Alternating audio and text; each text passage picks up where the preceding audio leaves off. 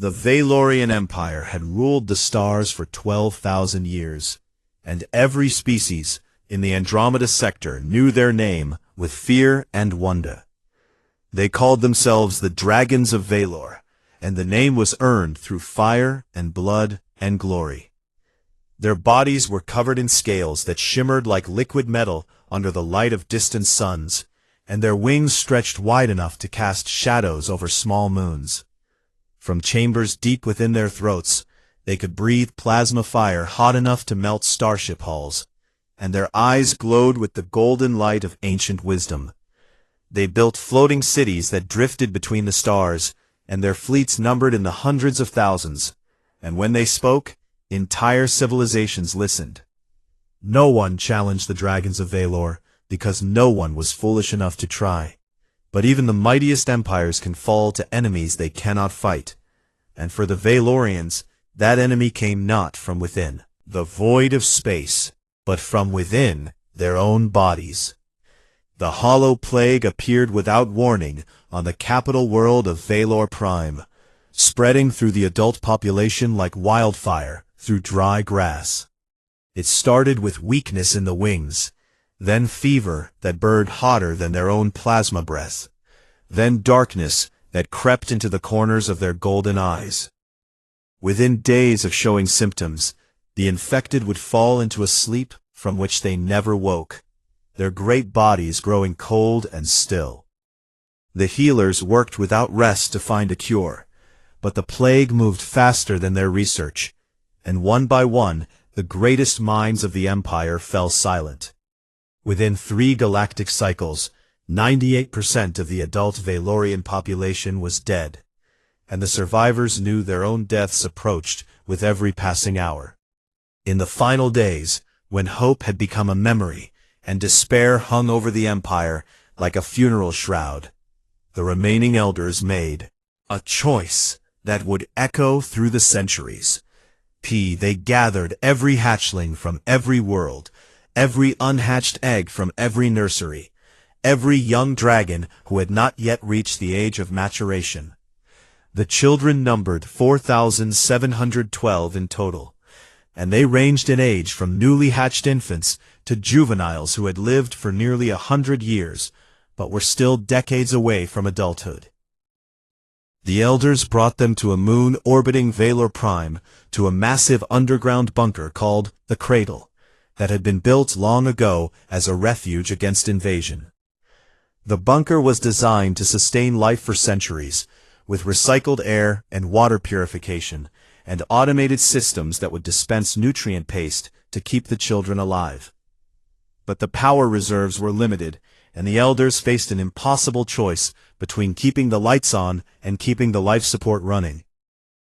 They chose life over light, and so the children would survive in darkness. Last adult Valorian to enter the bunker was an ancient female elder named Cassaveth, who had lived for 9,000 years and had watched the Empire rise to its greatest heights. She walked among the frightened hatchlings one final time, touching their small heads with her massive clawed hands, whispering words of comfort she did not believe. Then she stood before the recording device and spoke her final message to whoever might one day find this place. "We leave our children to the darkness," she said, her voice cracking with grief that threatened to swallow her whole, "and we pray the universe sends them light." She sealed the message in the bunker's memory banks, and walked back through the massive doors, which closed behind her, with a sound like the ending of the world. Outside she spread her wings one last time, and flew toward the dying sun, and within hours, the plague claimed her, as it had claimed all the others. Inside the cradle, 4,712 dragon hatchlings huddled together as the lights flickered and then went dark forever. The youngest ones did not understand what was happening, and they cried out for their mothers in voices that echoed off the metal walls. The older ones understood too well, and their silence was somehow worse than the screaming. A female hatchling named Risara was only 3 cycles old when the doors sealed, barely old enough to remember the warmth of sunlight on her scales. She found herself surrounded by smaller hatchlings, who pressed against her body, seeking comfort she did not know how to give. But she tried anyway, because someone had to, and in those first terrible hours, she made a promise to herself that she would keep them alive, no matter what. The darkness was absolute in a way that surface dwellers could never truly understand. It was not simply the absence of light, but a presence of its own, a heavy blackness that pressed against their eyes and filled their minds with shadows. The hatchlings quickly learned to navigate by sound and smell and touch, their claws clicking against the metal floors as they moved through corridors they could not see. The automated systems dispensed nutrient paste at regular intervals, a gray and tasteless substance that kept their bodies functioning but brought no pleasure or satisfaction. They ate because they had to, and they drank the recycled water that tasted of metal and age, and they waited for someone to come. Days passed, then weeks, then months, then years, and still no one came. The hatchlings grew older in the darkness, their bodies maturing at the slow pace of Valorian biology, while their minds struggled against the weight of endless night. Some of them lost hope entirely, and stopped eating, and simply lay down and let death take them, and Rasara could do nothing but hold their cooling bodies and weep. Others went mad from the darkness and the isolation, their minds breaking under a pressure they were never meant to endure. Rasara watched her people die one by one, watched them fade away or shatter into pieces, and still she refused to give up.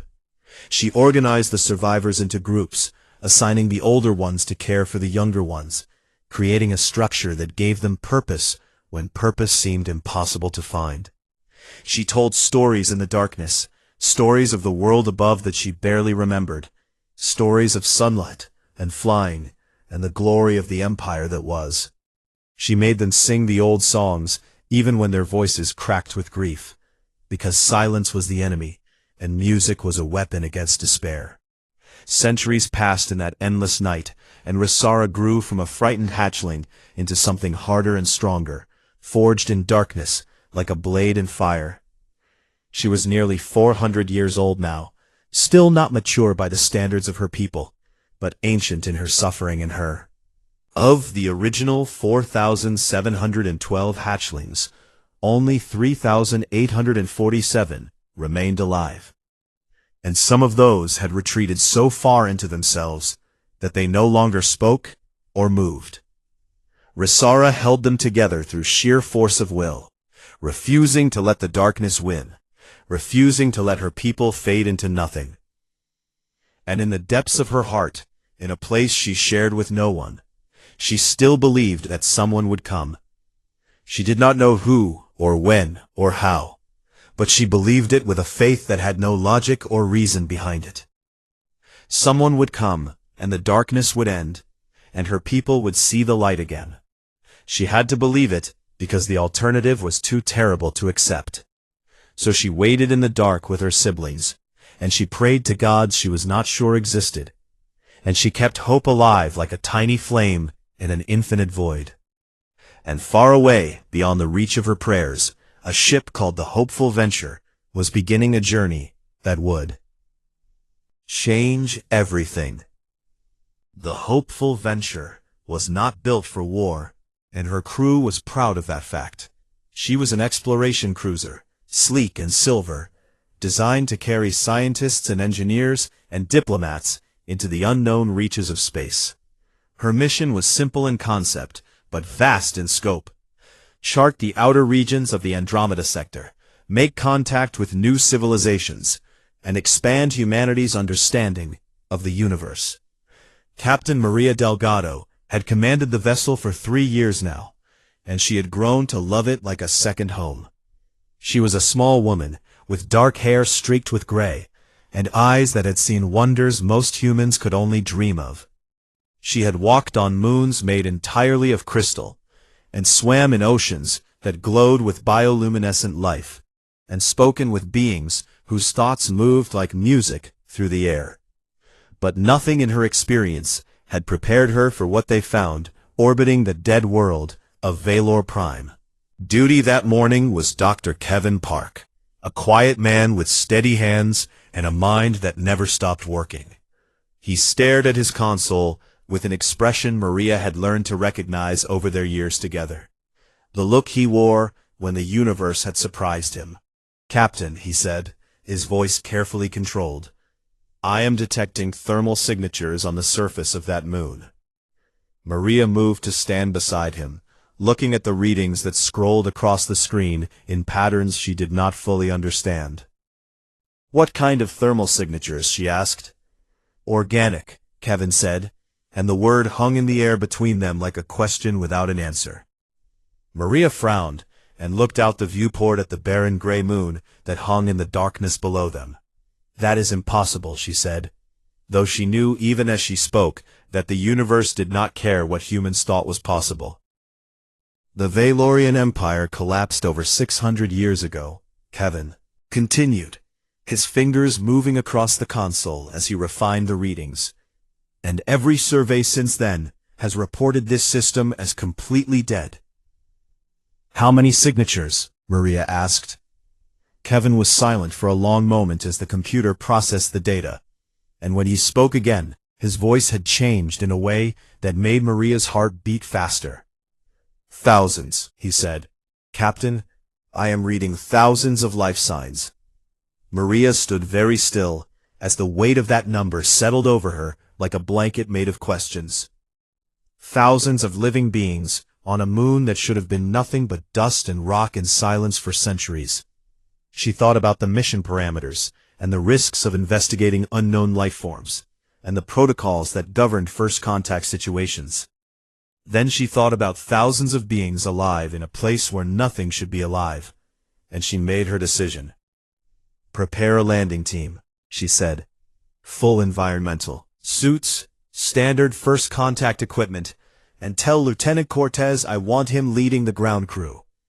Ben Cortez was in the gym when the call came, working through his morning exercise routine with the focus he brought to everything he did. He was 34 years old, with a face that smiled easily and hands that had been trained for both healing and harm.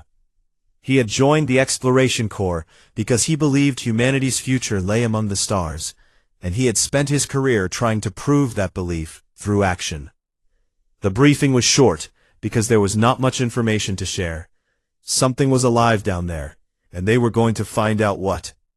Ben selected his team with care. Laura Kim for engineering, Amy Chen for xenobiology, 2 security officers named Carlos Mendez and Patricia Walsh, and a young communications specialist named Derek Simmons. They boarded the landing shuttle in silence, each of them lost in their own thoughts about what they might find. The descent through the thin atmosphere took 17 minutes, and Ben spent the time reviewing what little was known about the Valorians. They had been called dragons by the other species of the sector, beings of fire and scale and terrible power. Their empire had fallen to a plague that killed only adults, leaving their children to an unknown fate. Ben wondered if those children might still be alive somehow, and then he dismissed the thought as ridiculous. 600 years was too long for any children to survive alone. The shuttle landed on a flat plain of gray dust, and Ben led his team out into the pale light of a distant sun. The surface was utterly barren, without even the hint of atmosphere to carry sound, and their boots left prints in dust that had not been disturbed for centuries. "Thermal readings are coming from that direction," Laura said, pointing toward a low ridge about half a kilometer away. They walked in formation, their suits humming quietly as they filtered the thin air and regulated the temperature against the cold of the void. When they crested the ridge, they saw it, a massive structure, half buried in dust, its metal surfaces dull with age, but still intact. "That is Valorian architecture," Amy said, her voice hushed with wonder as she studied the geometric patterns carved into the walls. Ben moved closer, examining the structure with eyes trained to spot both danger and opportunity. The main entrance was a pair of doors easily 20 meters tall, sealed shut with mechanisms that had clearly not moved in a very long time. "Laura," he said, "can you get us in there?" Laura approached the doors and knelt beside the control panel, pulling tools from her kit with practiced efficiency. "The power system is completely dead," she reported after a few minutes of examination, "but I might be able to bypass the mechanical locks. If you give me some time." Ben nodded and set the rest of the team to securing the perimeter while Laura worked. 7 hours passed before she finally stood up and announced that she was ready to try. The team gathered behind her as she activated her bypass, and for a long moment, nothing happened. Then the doors groaned, a sound that vibrated through their suits even in the near vacuum, and began to slide apart. The smell hit them first, even through their filtered air supplies, stale and thick and heavy with centuries of isolation. Then they heard it, and Ben felt his heart stop in his chest. Weeping. Not one voice, but thousands, thin and broken and desperate, echoing up from the darkness below. It was the sound of grief that had lasted longer than any grief should last, the sound of despair that had become as natural as breathing. Ben activated his helmet light without thinking, and the beam cut through the darkness like a bond. He saw corridors stretching away into the depths, saw walls covered in dust and strange markings, saw something moving in the shadows. "My God," Amy whispered through the comms, her voice cracking with emotion she could not control. Ben took a step forward, then another, moving toward the sound of crying that pulled at something deep in his soul. The others followed, because that was what humans did when they heard someone in pain. They moved toward it instead of away. The corridor opened into a vast chamber, and Ben stopped so suddenly that Carlos nearly walked into him. They were everywhere. Small bodies covered in scales that had lost their shine, wings folded tight against thin backs, golden eyes that had never seen light squinting against the sudden brightness. Children. Thousands of children huddled together in the darkness, crying for help that they had stopped believing would ever come. Ben Cortez stood at the threshold of that chamber, looking at the impossible scene before him, and felt tears running down his face inside his helmet. "Captain," he said, his voice barely more than a whisper, "you need to see this." Risara had forgotten what light looked like. She had spent so many centuries in darkness that the memory of brightness had faded like a dream upon waking, leaving only the vague sense that something precious had been lost. When the first beam cut through the black air of the chamber, she thought she was dying at last. She thought this was the final hallucination, the last trick of a mind that had endured too much for too long. The light burned her eyes, and she cried out, turning away from it even as something deep inside her reached toward it with desperate hunger. Around her, the other hatchlings were screaming and pressing themselves against the walls, terrified of this impossible thing that had invaded their world of darkness. But then Risara smelled something that made her pause, something that cut through the familiar sense of her siblings and the recycled air and the metal walls. It was something new. It was something alive. Was something warm in a way that had nothing to do with temperature. She forced her eyes open despite the pain and squinted through the blinding brightness, trying to see what had come into their sanctuary. The shapes that moved through the light were like nothing she had ever seen or imagined. They were small compared to Valorians, barely taller than the juvenile hatchlings, and they wore strange coverings that hid their bodies from view. They had no scales, and no wings, and no tails, and their movements were soft and uncertain instead of powerful and graceful. But they had lights, beautiful, terrible, wonderful lights that pushed back the darkness for the first time in 600 years. Risara stood slowly, on legs that trembled with fear and hope and something else she could not name.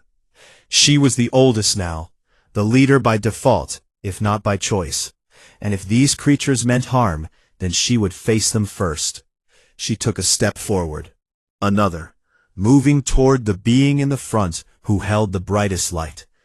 The other hatchlings watched her with wide golden eyes, too frightened to follow, but too desperate to look away. Ben Cortez saw her coming and felt his breath catch in his throat. She was beautiful, in a way that had nothing to do with human standards of beauty.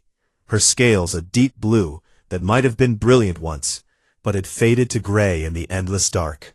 Her wings were folded tight against her back, and her eyes were huge and golden, and filled with more pain than any creature should ever have to carry. She was maybe 3 meters tall, small for a Vylorian, but still impressive compared to his own humble height, and she moved with a dignity that made him want to bow. He did not bow, but he did something that surprised even himself. He holstered his weapon and removed his helmet, letting her see his face, letting her smell his scent, making himself vulnerable, in a way that went against every protocol he had ever learned. The air was stale and thin, but breathable, and he sucked it into his lungs as he stood before her, with nothing between them but hope. Risara stopped an arm's length away from the strange creature, and studied him with eyes that had learned to see in darkness.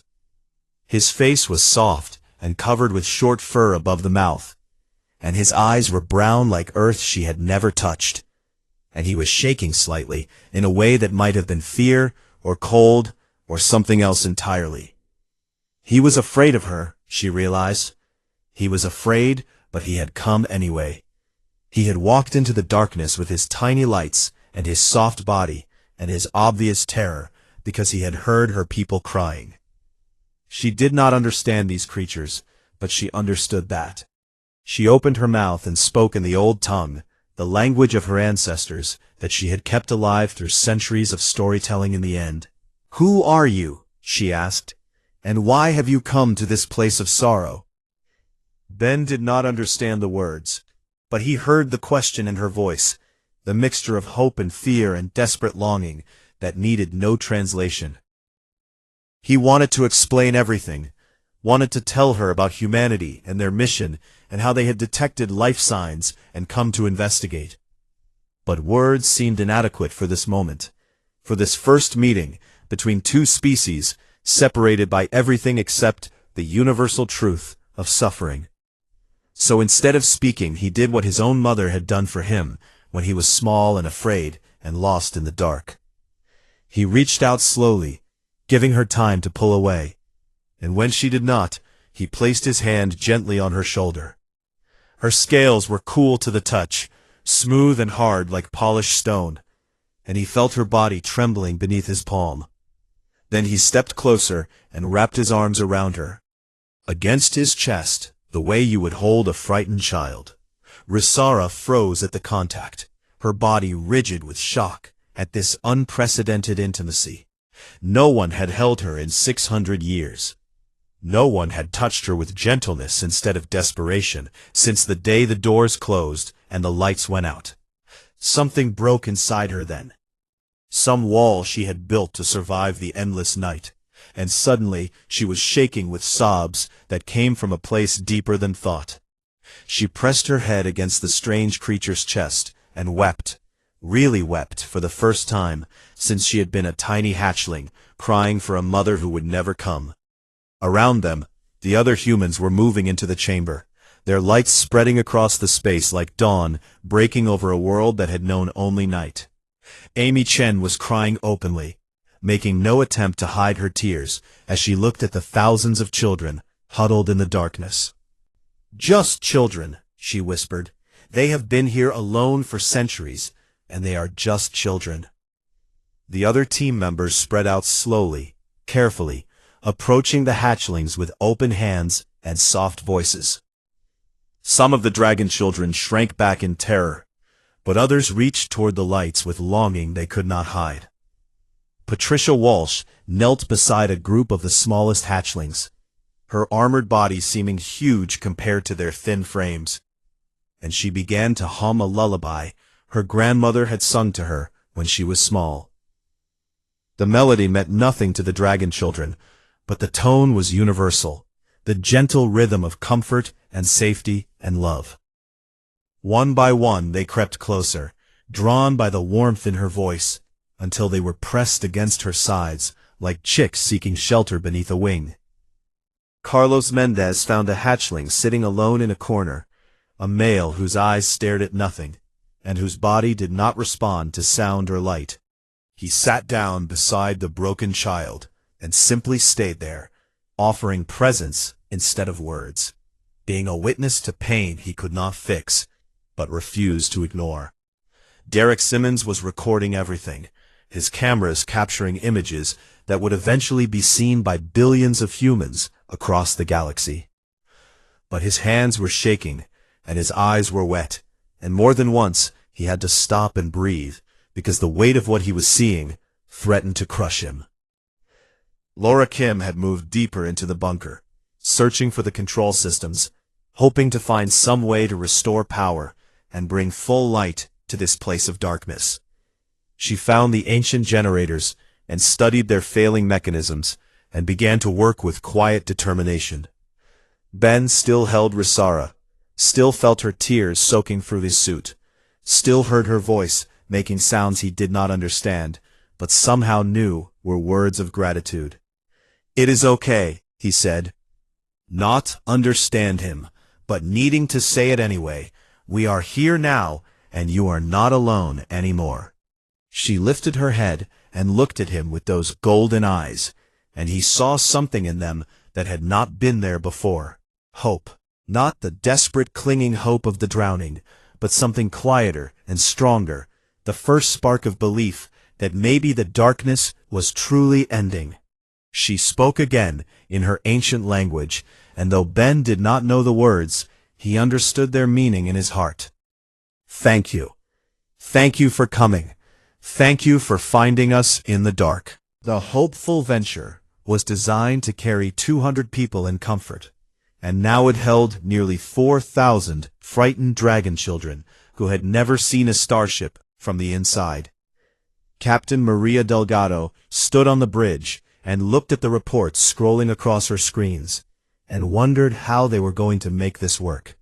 Every cargo bay had been converted into sleeping quarters. Every corridor was filled with hatchlings learning to walk in spaces that hummed and vibrated with engine power, and the life support systems were straining to keep up with demands they were never built to meet. But they were making it work, because that was what humans did when there was no other choice.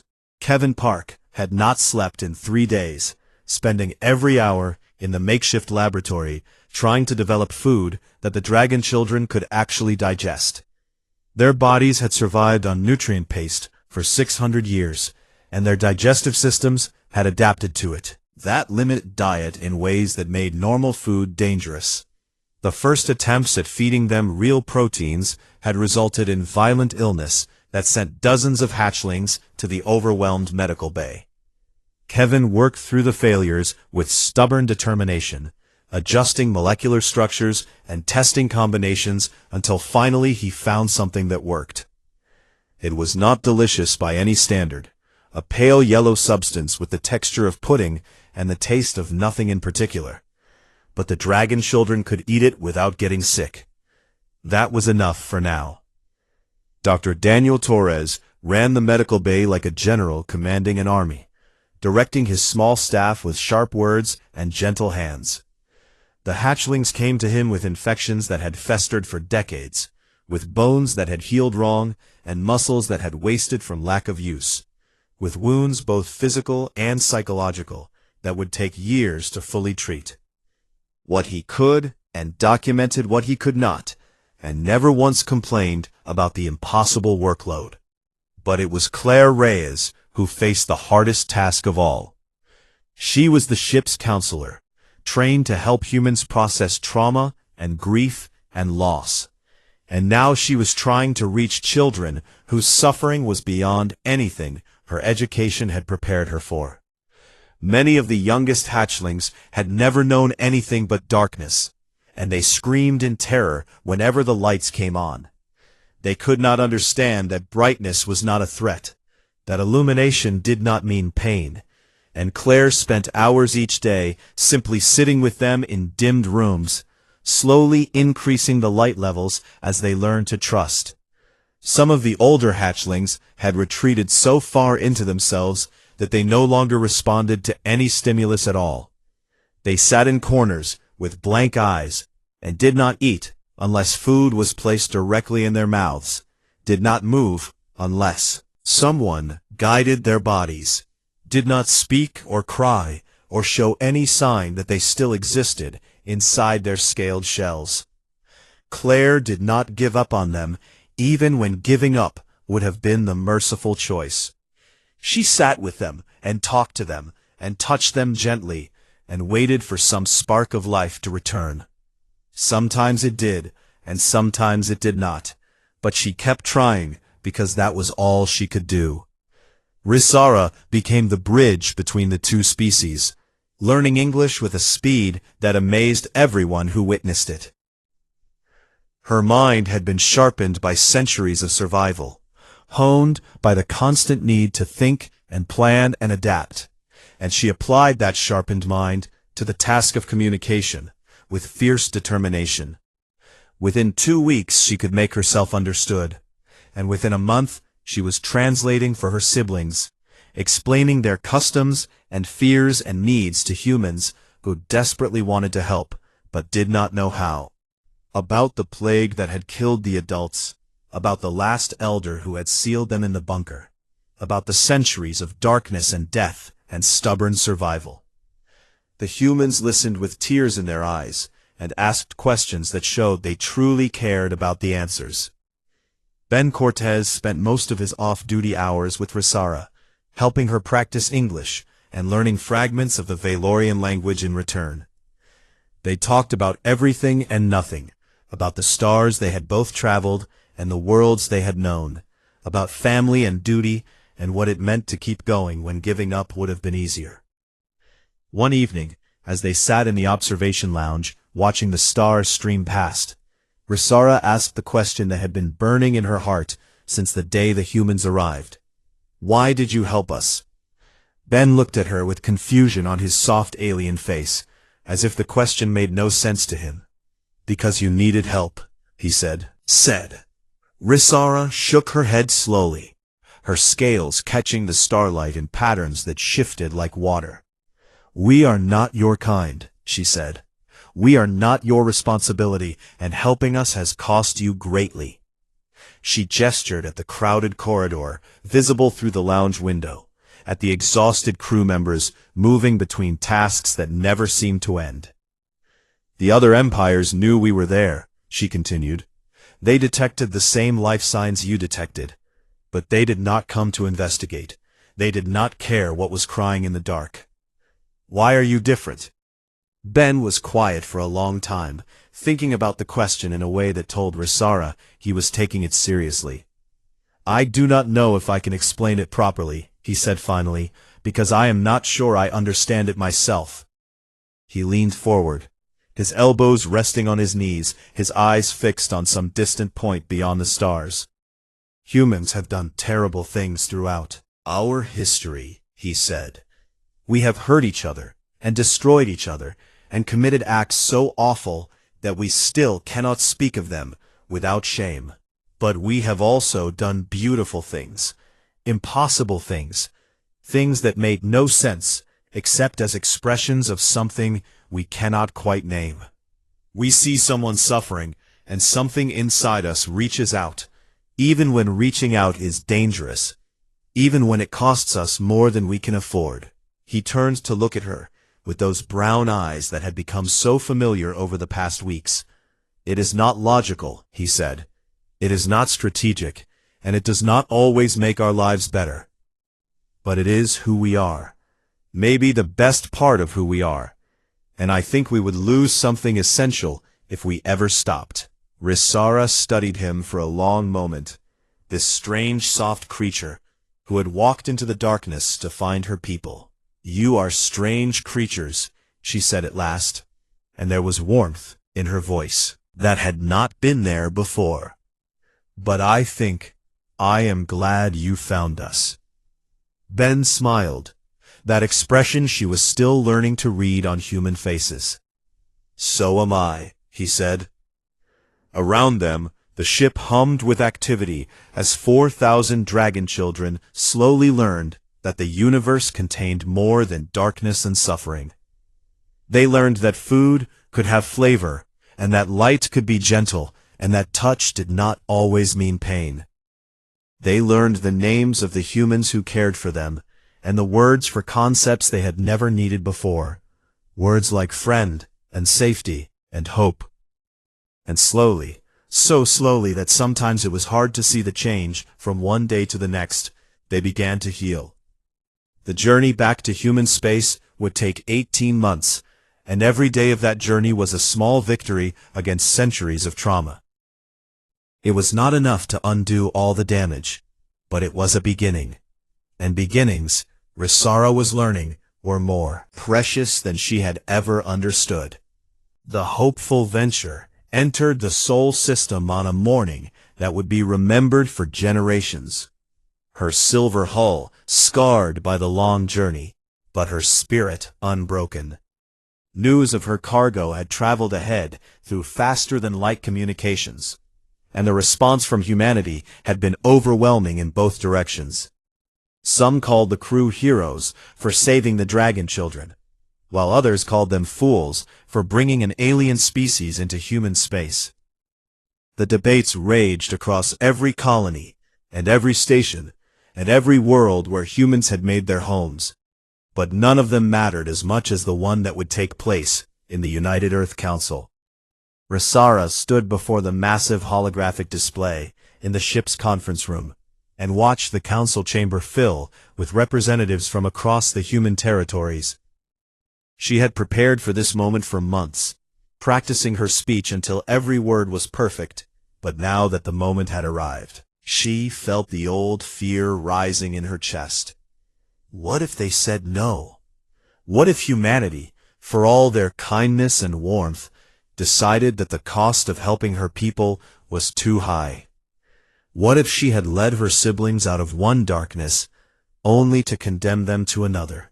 Ben stood beside her, close enough that she could feel the warmth of his body, and his presence steadied her in ways she could not explain.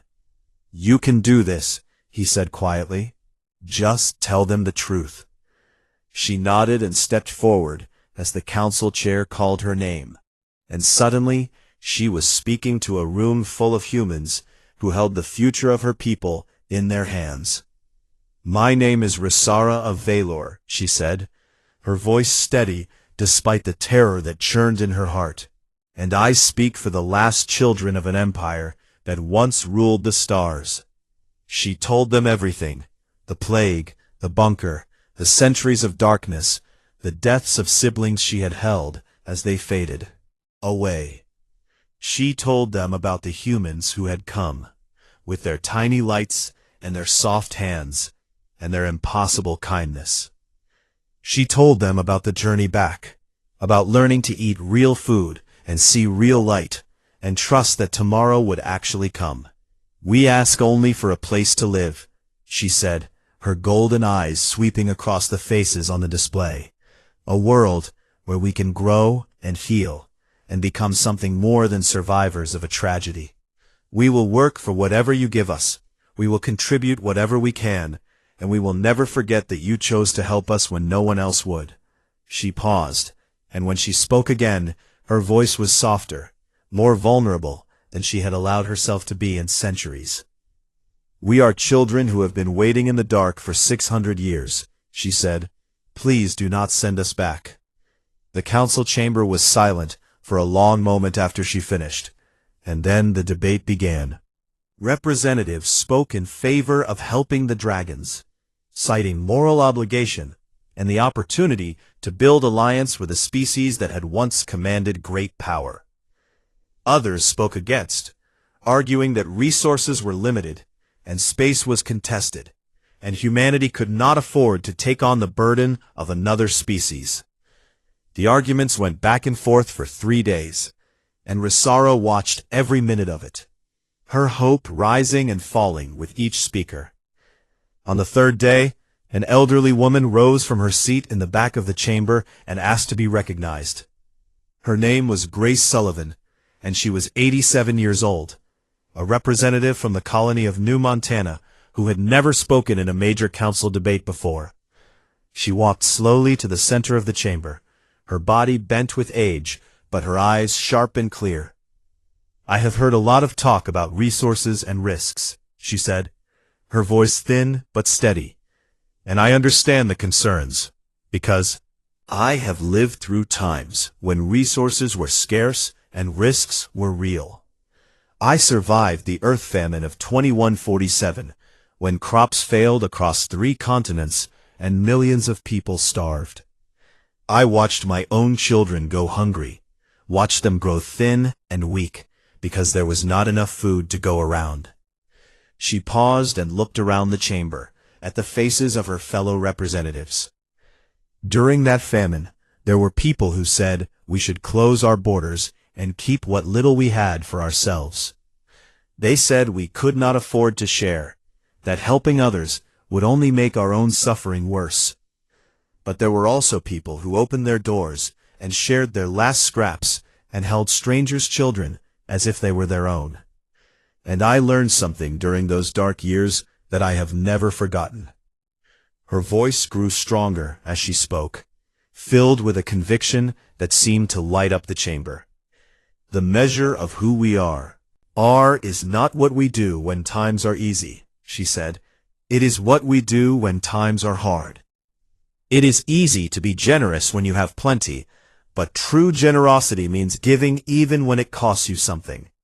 She turned to face the holographic display where Risara stood, watching with tears in her golden eyes. "I see children who spent centuries crying in the dark, waiting for someone to care. I see a chance for humanity to prove that we are more than just another empire-building power in the stars. I see a chance to be good." Grace Sullivan looked back at her fellow representatives, and her next words were spoken with the weight of a lifetime of hard-won wisdom. "If we turn away these children, what does that make us? What have we become?" The vote was called the next morning, and it was unanimous. The dragons would have a home. They settled on a moon in the Kepler system, a beautiful world that orbited a planet with 3 suns, just like the ancestral home they had lost so long ago.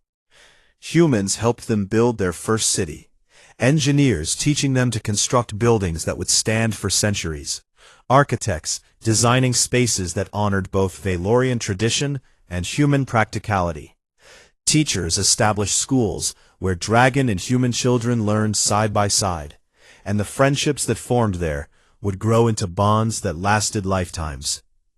Risara stood on a hilltop overlooking the city on the day it was completed, watching the 3 suns set in a blaze of gold and crimson. Ben stood beside her, older now, his dark hair touched with gray, his face lined with the years they had spent building something together.